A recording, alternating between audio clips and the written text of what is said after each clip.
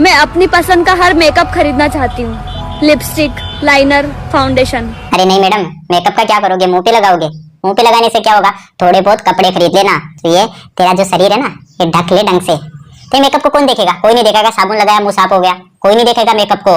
सब ये देखते हैं वीडियो में, ये देखते हैं। इनको थोड़ा बहुत ढक लो यार, फिर आपका मुंह देखेगा। फिर मेकअप लाना चाहे कुछ भी लाना, मुंह पे लगाना, सब मेकअप को देखेंगे। जब तक आप कपड़े नहीं पहनोगे सब ये देखेंगे, समझे?